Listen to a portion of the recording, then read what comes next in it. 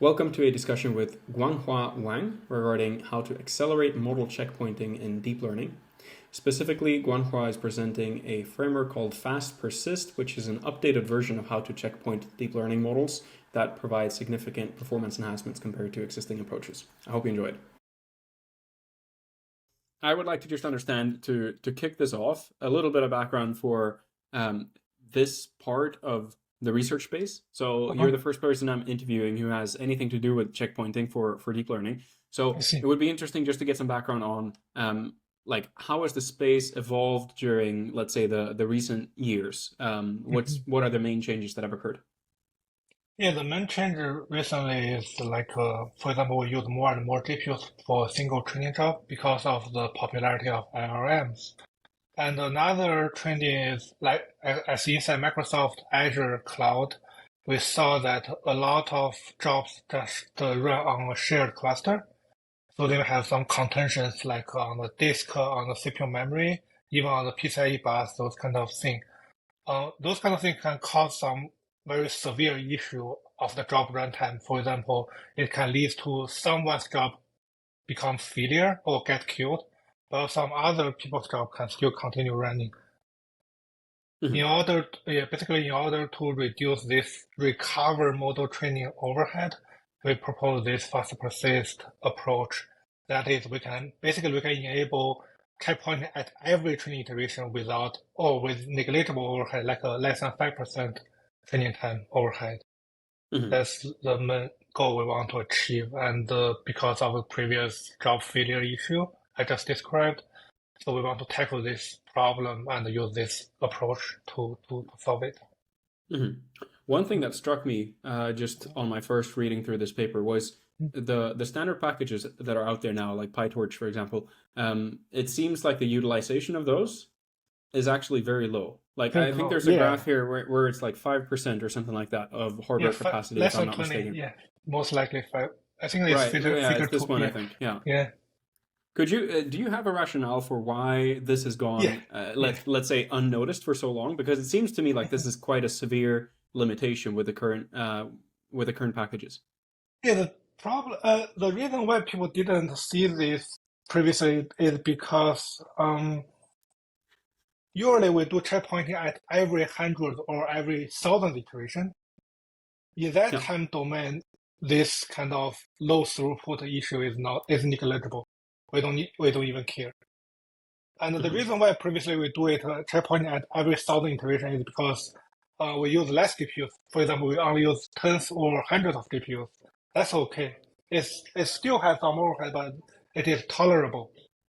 But right now, when we try to train some larger model using thousands or tens of thousands of like high-end GPU like H100, every training iteration costs a lot of money. Then this problem become like a more pronounced to people. But right now, at least from Petra's side, they don't have a clear solution how to solve this. And the main reason why you would only do checkpoints every 1,000 iterations is to get around the computational complexity that's added by this. Like there's no other quantity that's also a problem. Like I'm thinking, for example, so I don't quite know what you would optimize for in these circumstances, but one thing that strikes me is memory, for example, could be an issue, right? Like there might be more reasons than just computational complexity why you choose to only create a checkpoint every 1,000 iterations. It's not a computational complexity. It's basically about how much training overhead you need to have when we try to do the checkpointing. Usually we do checkpointing on a side channel without interrupt the main training process. Usually checkpointing takes like 100 or 1,000 training iteration time to finish one checkpointing right. Right. That's what PyTorch did, and because of they have very slow throughput, so it takes 100 or 1,000 iteration for checkpointing to finish. Would you mind describing a little bit what the data flow is in the process of creating a checkpoint? So where the data originally resides when you do the computations, and then where it needs to go and what the steps associated are. Yeah, the step is quite straightforward. First, all the data on the GPU side, of course, when you do the training. There are mainly two different kind of checkpointing data. One is called the optimizer states. The other is model width. Those are two main parts. And in together, we may also try to checkpoint some other thing like the learning rate schedule and something like the bias of each layer. But those are very small. The main thing are optimizer states and width. And first, all of them are on the GPU memory, or we call it HBM memory on the GPU side. And once we want to initialize the checkpointing write, we first copy this data from GPU memory to CPU memory. And this CPU memory usually is shared among like 8 GPU per node. So basically 8 GPU will start writing their data from GPU memory to CPU memory. And once that is done, we try to write this CPU memory's data back to the disk. So it's a two-step process, GPU memory to CPU memory and then to disk. Okay. Good. So in addition to latency in current approaches, my understanding is there's also an issue regarding data safety. I guess that has to do with the fact that you're doing checkpoints so infrequently in the current setup. Is there more to this story than just that? Could you elaborate a bit on the data safety aspect? Yeah, for the data safety, for example, if we train some open source model, like previously when we released Phase 3 model from Microsoft, because that is most likely to be open source anyway, so we don't care about data safety. But for some other internal workload related to some like a secret project inside Microsoft, what we did is before we do any data transfer, we do some encryption on the data. Once that is done, that is happening on the GPU side. Once the encryption done, we try to copy the encrypted data from GPU memory to CPU memory and then to disk, following the same flow. Is there some problem if there's an interruption in the process in doing so? Yeah, that's true. That's a reason. Yeah, that's another reason we propose this FastPersist, because previous solution usually they do this two-step approach. If, for example, if the GPU memory try to copy data to CPU memory at that period of time, this machine down or has any problem, then all the data will lose. But what we did is we directly allow GPU to write data to disk without we have very small buffer on CPU side, but it's very small. It's like 128 megabytes. It is basically to forward the data to the disk, such that even if this machine down randomly, we still have most of data already saved on the disk. That's like another motivation for our project. Okay. Is there anything else beyond that? Like, so we mentioned like, well, inefficient writes to disk, and we mentioned the like data safety or maybe like recovery of in case there's any sort of issue. I think another thing that was mentioned was ineffective decoupling. If you would mind elaborating a little bit on that as well. Yeah, for the decoupling, basically in training iteration, we have 3 steps for each training iteration, like forward, backward, and a step. Step means we update the model weights. So how we decouple is like for each training iteration, after we do this step process, after we update the parameters, we initialize another thread that starts doing the checkpointing on the updated weights and the optimized states. While in parallel, we do the next iteration training. That's how we decouple it. Okay. And and another thing we did, which has the most throughput gain, is we leverage the data parallel dimension to do some in parallel data checkpointing. Before that, for example, even although like for PyTorch, a single GPU can reach 5% or 20% throughput, but another big issue from PyTorch side is it only use one GPU to do the whole checkpointing right. That is another like unreasonable, like inefficient problem. So what we did is before we just allow one GPU to checkpoint all data, we first partition the data on each GPU, that a different GPU write different data portion to the disk simultaneously. That can also increase the parallelism and increase the speed. So I'm sharing a figure on the screen now. I'm getting ahead of myself a little bit, so we haven't really introduced this yet. But just to reference what you were saying before and like where that ties into architecture. So up here, that would be sort of the way these checkpoints are written right now. So you would have, well, a flow here, and maybe you can go through what these steps actually mean. Yeah, But then sure. the checkpointing step is, which is the Yes. crucial one for this paper, is here, right? Yes. And Mm-hmm. I think the 2 points that you mentioned would be like this pipelining at the bottom, Uh-huh. which is where like you have a decoupling essentially of the Yes. checkpoint. That's how I understood Uh-huh. it. And then Uh-huh. this data parallelization, does that Yes. Yes. correspond to C. C here? Or Yeah. Yeah. okay, yeah, okay. Would you mind just then so that we let people that watch it also catch Sure. up? Sure. Sure. Describe what these blocks are and sort of Uh-huh. just at least the baseline example up here, and then we can get Okay. back to it later. Yeah, sure. The baseline is what PyTorch did right now. Basically, it allows the GPU rank 0. For example, even if you have 100 GPU do the training, only GPU rank 0 will do the checkpointing right.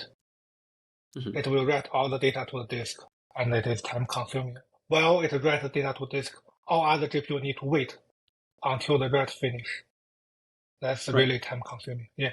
And in the figure B here, what we first did is we try to increase the single write throughput from like the 520% to like 80 or 90% by using the latest Linux kernel called uh, IO ring. I think I mentioned it later somewhere called IO ring Hmm. and async IO. Those are like the latest Linux kernel for asynchronous data write to disk, basically. Hmm.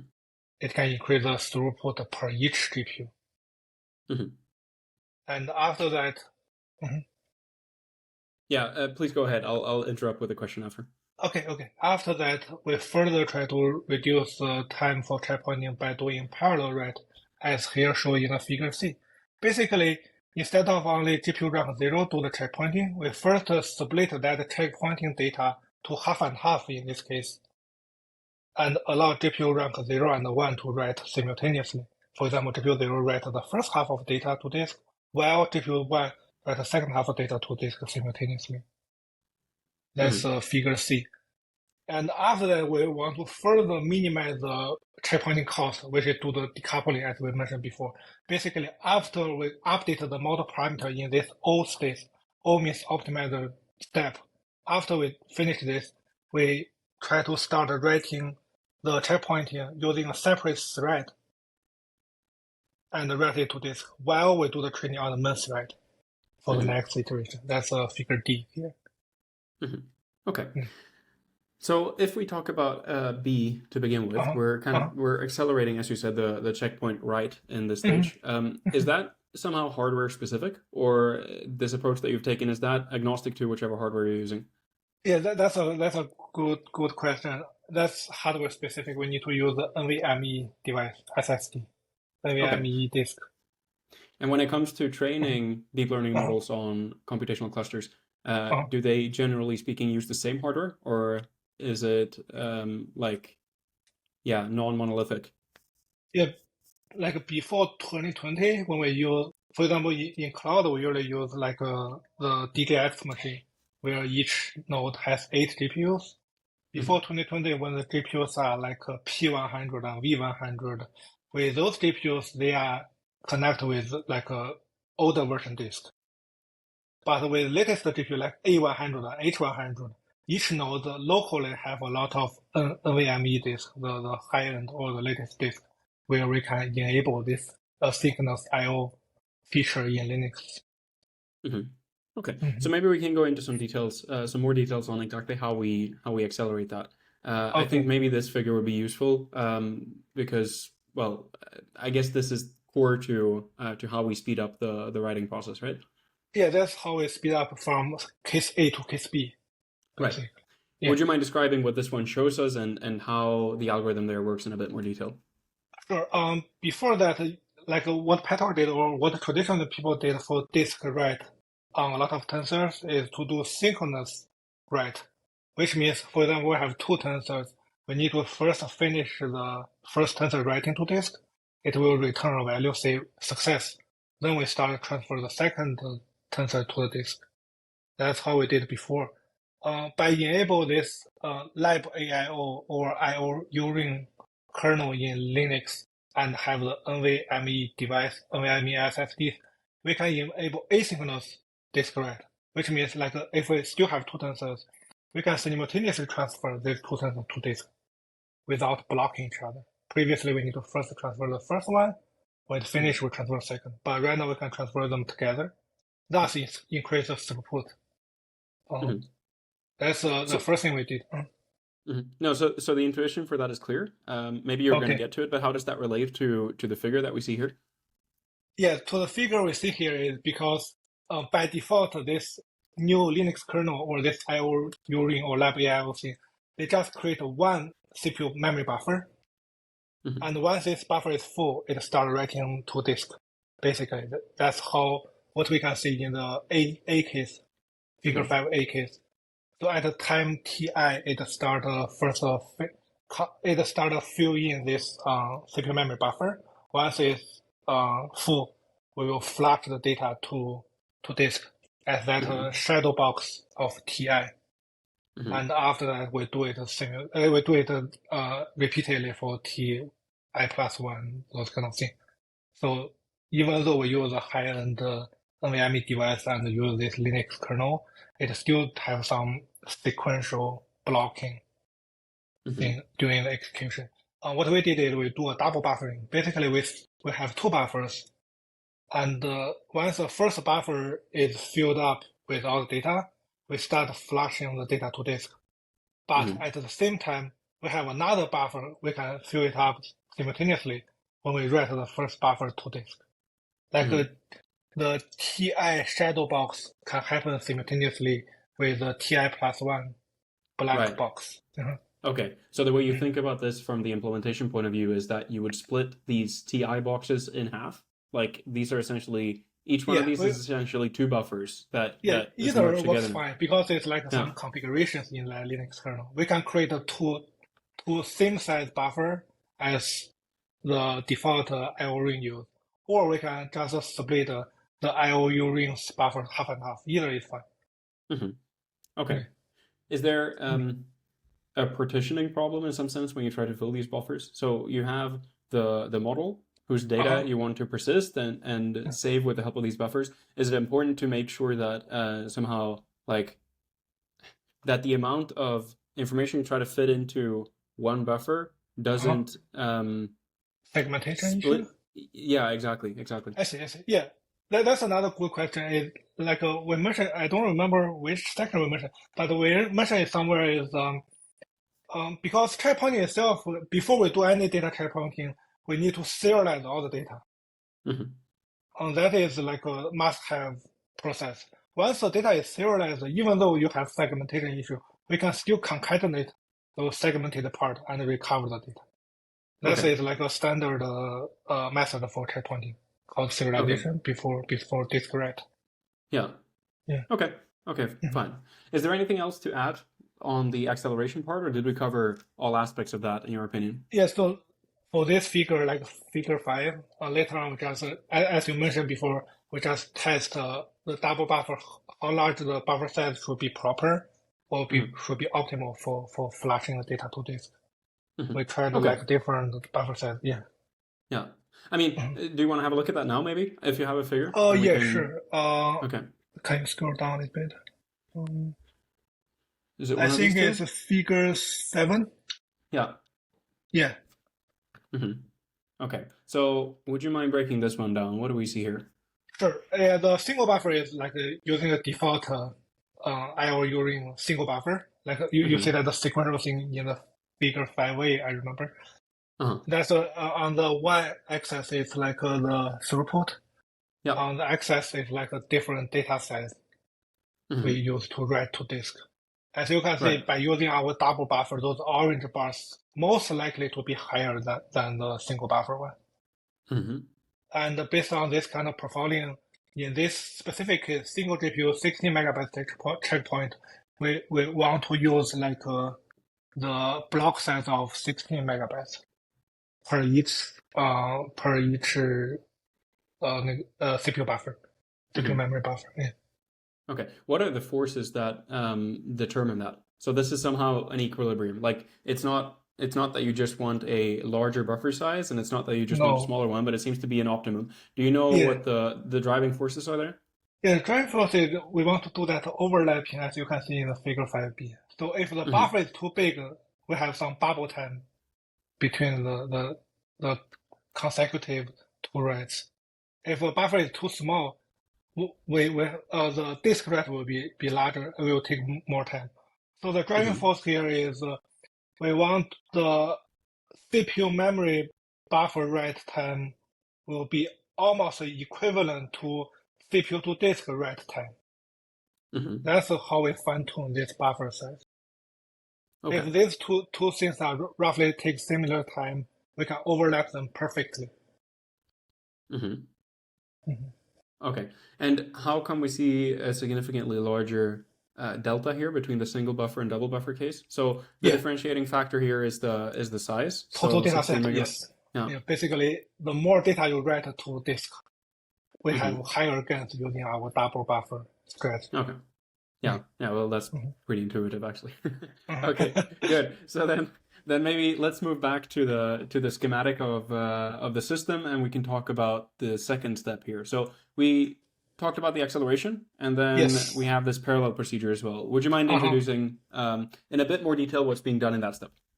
Yeah, so in that, because usually, at least within Microsoft, we use the training methodology of data parallelism. Data parallelism means each GPU can see all the weights, the full model weights. And what we did, because as you know, LLM are really big, it cannot fit in a single GPU memory buffer.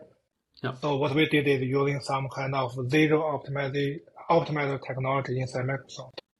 Called zero. Zero stands for zero redundancy. Something I don't remember, but later on I can send you a link for the paper. That is like a standard data parallel strategy for large model training. Basically, it's like a memory efficient data parallel training methodology. Instead of each GPU holding all the weights in the GPU memory, we only hold the layer that need to be computed at the current time. That's how we save the memory while we can mimic the data parallel training paradigm. So each GPU not holding the full model, it's just holding a specific layer. Once this computation done, we free this layer and we try to collect next layers to whole weights and do the computation. And when we say data parallelism, what is the important part? Is the important part that we have access to the full model if we want to, but not necessarily keep it in memory all the time, or what's sort of the criteria? The criteria is let me think how to see. The criteria is like when we use data parallel, each GPU can see the global view of the model parameters, such that we can do some kind of divide and conquer strategy. Like for example, we have 4 GPUs. They all can see the full model weights. So we can assign the first GPU to just write to disk the first quarter of weights. Second GPU writes second quarter, third GPU writes third quarter, so on and so forth. Such that we can do this in parallel write together. If we are not using data parallelism, if we are using model parallelism, each GPU do not have the global view of weights. So it is much harder to assign parallel tasks to them for disk write. Yeah. Okay. And the reason then being that they need to communicate between one another, which allocation you need to do a lot select? of coordination, like wait for each other to complete their write, or those kind of things. But right now, if we do data parallel, they can write independently and in parallel. Yeah. Okay. Correct me if I'm wrong, but my understanding is that the allocation that you have in these different ranks is predetermined, so that you determine a split before you actually go into the to the training of the model. Yeah. Yes. Are there drawbacks with that approach? So clearly there are some benefits, right? You just mentioned one, that you circumvent this coordination between. Yes. Yeah. But are there any drawbacks with doing that? Like, is that the drawback is like you need to have your own like a multi-process schedule. But fortunately, we have in the deep speed team, we have this customized MPI launcher thing. Basically, what does that do? MPI launcher is to launch multiple processes on different GPU, like one process per GPU, and we can contain some metadata when we launch those multi-processes. Okay. So this assignment basically is the metadata when we do the launching. Okay, very good. And what kind of speed ups do we see as a consequence of this? I guess we have some results figure associated with Sparse as well. Yeah, can you scroll down? Yeah, I think here okay. figure 9. Okay, cool. Figure 9a, you can see when we try to train like a small model, like a GPT-3 0.7b model, we can achieve up to 116x speed up compared with PyTorch. Okay, and Yeah, that's the let's see, what most are we taking? the Sorry, go most ahead. gain here, the most gain here is because we do parallel write instead of single rank write. Mm-hmm. Yes. Yeah. Okay, so this includes then the acceleration part that we already discussed, Yes, and it yes, includes yes, the right. parallelization. Okay, but it Yes, doesn't yes. include the Decouple. exactly the decoupling. Yes, you're right. Okay. Okay, and I think B, is that also associated with the same evaluation? I think so, right? It's Yeah, B like also A is the time speed up, B is like throughput scaling out. uh-huh. Okay. The And more data parallelism, or we can say the more GPU we use, we have higher aggregated discrete throughput. mhm. And it almost looks like we have an exponential increase here, no? Like Yes, the yes, larger the parallelization degree, yeah, yes, yes. the an It's exponential very decrease in intuitive because, say, for example, if we double the GPU number, each yeah. GPU read half the data. That's very intuitive. Uh-huh. Yeah. Yes. Yeah, that's true. Mhm. Very good. Is there anything else to present on the parallelization part?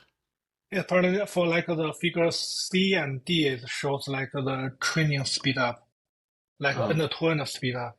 For example, it Mhm. includes the forward backward step and the checkpointing overhead. End-to-end Yeah. speed up, we can achieve like 19.5 for some Mhm. small model with per iteration checkpoint. Right. And yeah, and the figure D is just another representation of figure C, basically. So we're saying that we get almost a factor 20 training Yes, speed up.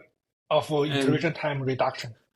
so taking this back Hmm. to the overview schematic that we had here, the checkpointing stage, if we think about the baseline example, Hmm. checkpointing is really it seems the vast majority of this procedure, right?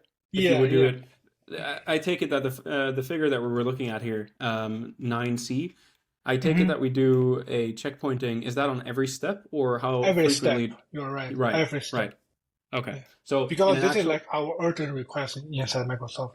We train mhm, at a very big scale. Every iteration counts. right. Mm. Okay.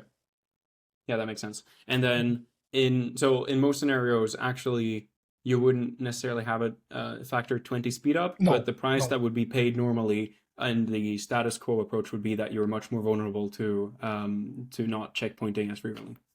Right. Yeah. We can at least reduce to tens of iteration with no overhead, but PyTorch cannot do that. Hmm. Okay. Understood. Cool. Anything more on parallelization? I think parallelization is very straightforward, just Yeah. partition the data and parallel write. Yeah, Okay, cool. yeah. Let's focus on the last part Yeah, then. another thing, So the sorry, another thing yeah, I yeah, go forgot ahead. to mention, but you already mentioned it before, is the segmentation issue. We saw it more frequently happen when we do parallel write, because Right. a singleton may be spread across multiple GPU ranks, kind Uh-huh. of thing. Yeah, Right. but Do you ever get people, to the Do you ever get to the point where that starts to become a compensating factor? So we saw before, right? If we go back to mhm, the figure 9 here, mhm. we saw. Let me see where it is. There we go.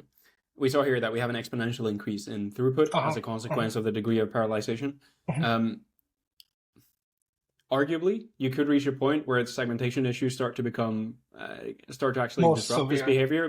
But Yeah, do you think is that a realistic statement, or will it always be better to have more degrees of freedom there? it based on our scale to like hundreds or thousands of GPUs, we didn't see it as a big overhead Right. because it's a standard practice. Everyone do this. Uh-huh. Yeah. Okay. Very good. Mhm. Then let's have a look at the final steps. So we go from this checkpointing procedure to a Mhm. pipeline checkpoint, right? Would you mind, Yeah. just providing the overview of what that means?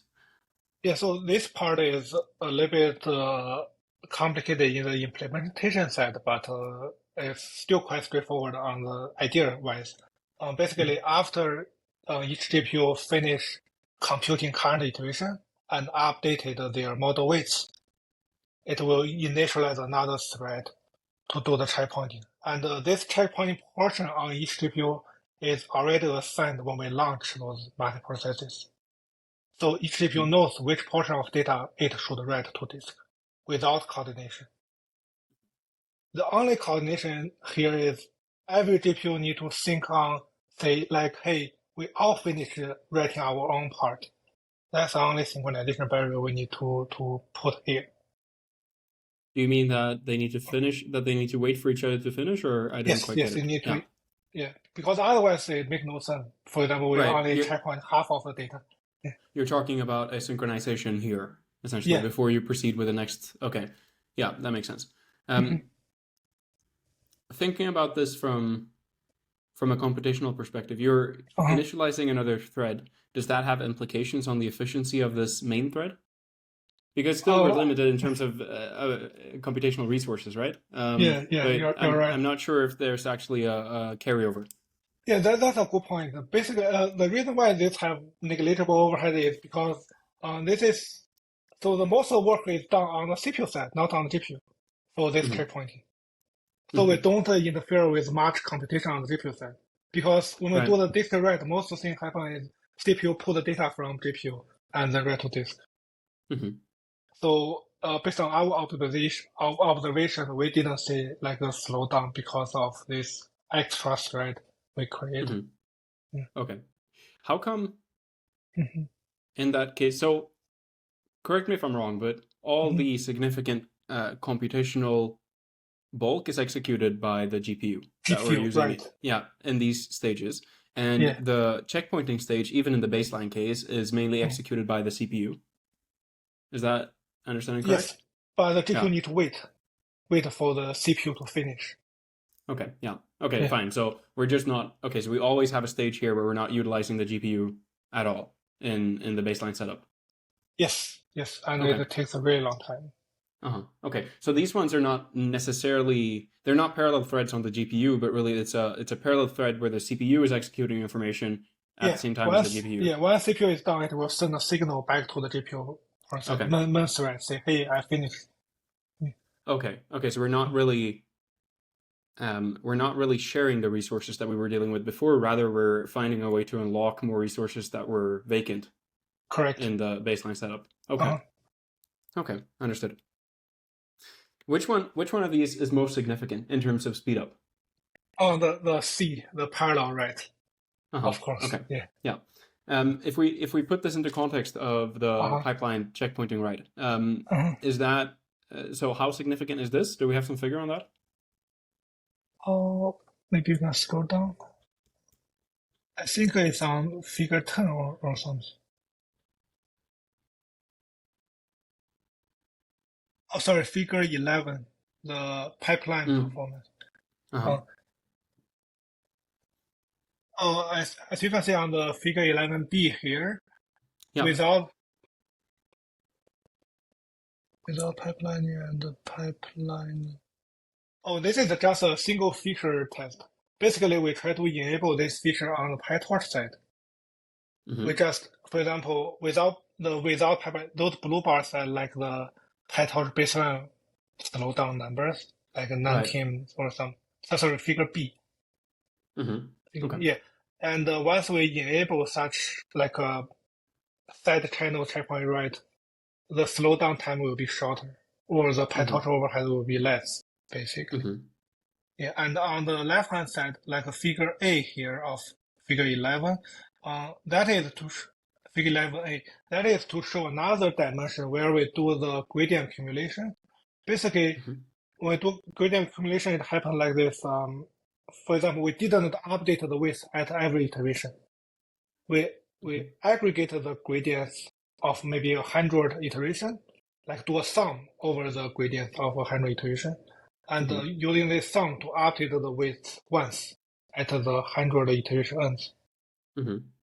That's how what we call GAS, gradient accumulation step. If we do per iteration checkpointing, we still see that our baseline is really slow, and by using the without pipeline, that orange bar, which means our FastPersist, without enable this bypassing checkpoint, that is like a slowdown number. But if we enable this bypassing checkpoint, it will be the gray bar, which is almost no overhead. One means one means we just doing the training iteration time. We didn't increase time any extra time. Yeah. And the number of gradient accumulation steps that are normally used, is there some standard there? It depends on like how frequently you want to checkpoint. Basically, if you want to checkpoint at every iteration, the gradient accumulation step will be 1. Right. Yeah, if you want to checkpoint at 100 iteration, the gradient accumulation will be around 50 or 100, based on what you want to choose. Clear. So the checkpointing needs to be the figure 11 basically try to say that when we checkpoint at a less frequent manner, like 4 iteration and more, by using our decoupled bypassing checkpointing, we can almost eliminate the checkpointing overhead when we checkpoint at 4 iteration or 8 iteration or more than that. Okay. The gradient accumulation step, is that something that's so putting aside the desire to do a checkpoint on every step, if we just consider that we would train a deep learning model, the number of gradient accumulation steps, is that something that's normally used to speed up the computation in general? Yes. Okay. It's quite general. Yeah. And it's clear that we need to have a checkpointing that's a multiple of the gradient accumulation step, which is what you alluded to before, right? If multiple, yes, you're right. Yes. If the checkpoint is on every step, then the gradient needs to also be step 1. Yes. Realistically speaking, when you train a model, where would you normally lie on the spectrum? 32, 64. Oh, okay. So this is kind of the range that you would normally consider. Yeah. Okay, clear. For like less than 1,000 GPU, usually that's the case. For more than 1,000 GPU, maybe 8 or 16. But I think most likely in academia, people just using less than 1,000 GPU. So 32 or 64 will be the common case. Okay, very good. This one we haven't discussed yet. Would you mind explaining what figure 10 actually illustrates? Oh, the figure 10 just illustrates another model. Before that, we just try to measure the dense model, which is just a regular transformer. But in figure 10, we measure the throughput speed up on MOE model, which is like a more sparse mix of expert model. We show like our FastPersist not only work well on dense model, but also work pretty good on the MOE sparse model. Can you elaborate a little bit on the difference between dense model and sparse model? When what domains they're important for? Let me think. So basically, right now, the latest model, for example, I think I can also say, for example, in some open source model like Mistral AI model, and some of our internal models, right now we do use MOE. MOE basically means we have a lot of smaller models where each smaller model is a dense model. And we try to run them in parallel during training and inference. During training, we just feed in different data to different small dense model, such that each small dense model will be an expert on a specific domain. For example, the first expert model will be knowledgeable to sports-related materials. The second model will be expert on maybe computer science or whatever related domain. Those kind of things. And once this training is finished, later on when we do the inference, we just first identify what is our input. If our input is sports related, we only pass this input to the first smallest model without passing it to run other model.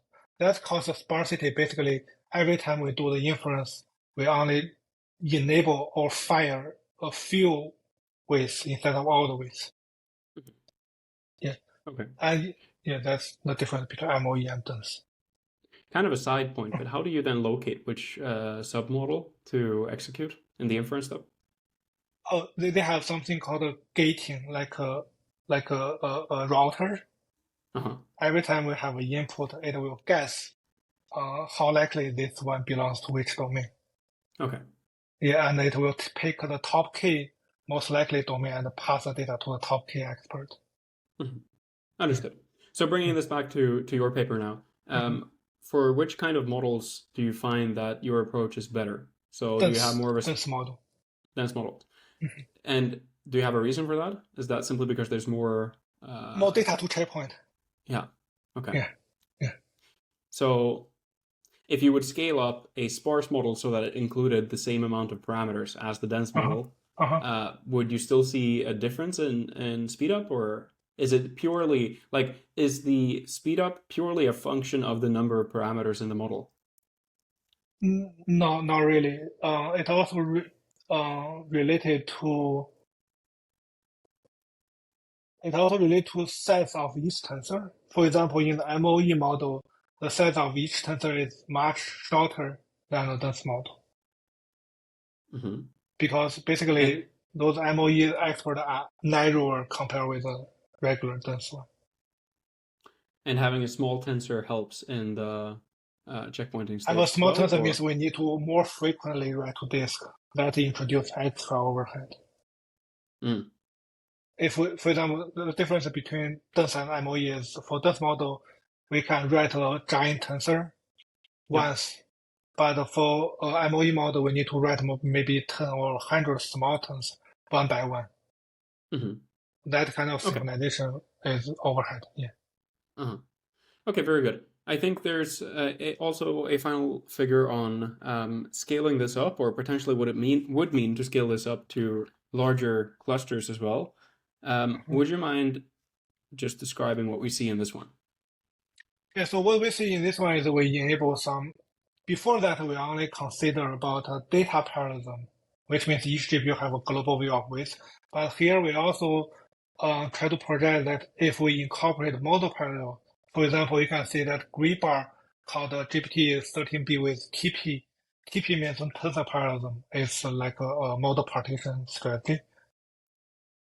And in those, by incorporate both data parallel and model parallel strategy during the training, we saw that FastPersist still can have much better throughput compared with like a PyTorch implementation.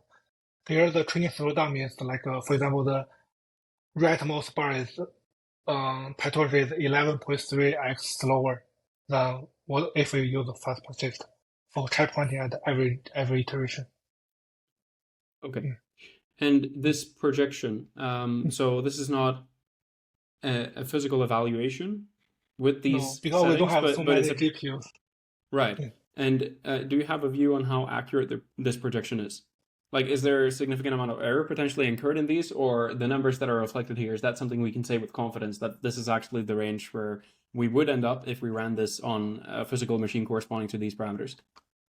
Yeah, I think I can say it's reasonable and practical to see these numbers on real machines because previously when we do some other internal training, we have a Hmm. larger scale, and we do see relatively the same projection number compared with our real benchmark numbers. Hmm.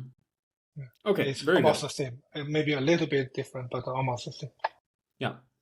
So maybe to wrap up and give a conclusion of Mhm. kind of your contributions for the paper, Mhm. would you mind just summarizing or giving your elevator pitch for what you were able to achieve with this? Yeah, sure. What we want to achieve here, the final goal is because right now we train model at a larger and larger scale, checkpointing at every iteration become necessary because every training iteration takes a lot of money, basically. But right now, PyTorch fell short on this application scenario because it do insufficient write per single rank, per single GPU.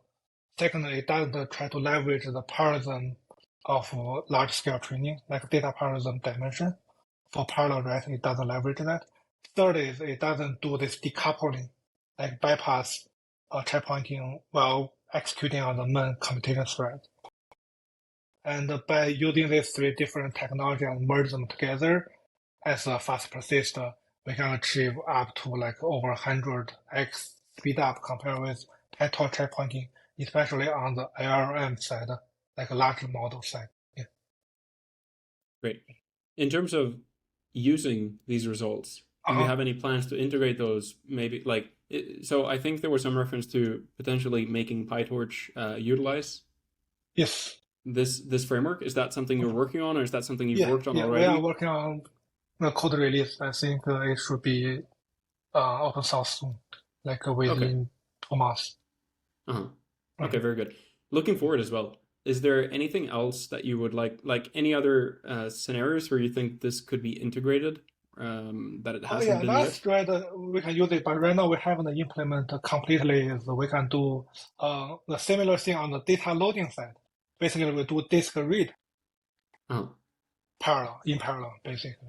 But we Okay. haven't completely implemented. Uh-huh. Yeah. Okay, that's interesting. Do you also think there are further opportunities to Uh-huh. enhance upon this? So if we're talking about checkpointing still, Mhm. do you see even further opportunities to, yeah, Yes. to squeeze more out Yeah. of this? To squeeze more out of this is we can leverage the latest technology from NVIDIA called NVIDIA GPU Direct Storage. And basically, Mhm. by enable that feature, we don't need to allocate any CPU buffer because right now we still allocate CPU buffer. If we can achieve no CPU buffer allocation and zero copy to transfer data from GPU to disk, it will be further speed up. How is that? So Uh-huh. if we're trying to get away from a CPU buffer allocation, Uh-huh. the CPU buffer allocation is anyway not on the main thread, right? At least if I No, understood the no, figure correctly. no. So how come that introduced a significant speed up? Is it because normally the CPU stage, so the checkpointing stage that we were looking at before, is the bottleneck, or is there some other reason? It's some other reason. Basically, even though we decouple the checkpointing with the main thread, we still see like less than 5% of iteration time increase because some proper synchronization there. Hmm. But if we can bypass CPU completely, which means we do not need to do a lot of synchronization between CPU and GPU, Hmm. then this synchronization overhead will be negligible or will be zero. Hmm. Yeah. Okay, understood.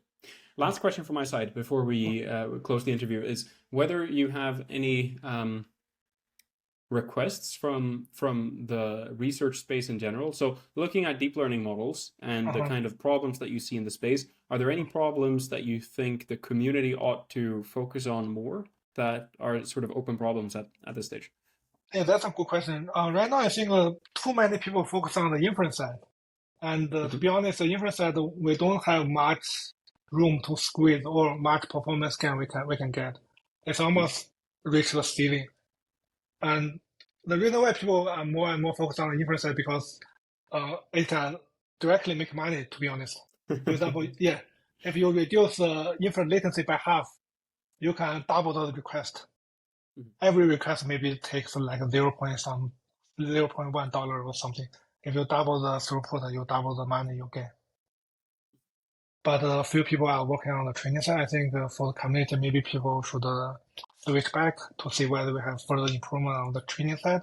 For example, right now, the communication is still a big bottleneck during training in both forward and backward. Right. Yeah. Okay, very good. Then I think Mhm. we'll close it there. Thank you very much for taking the time. I enjoyed Yeah, the thank you. paper and I enjoyed talking with you as well. Okay, thank you.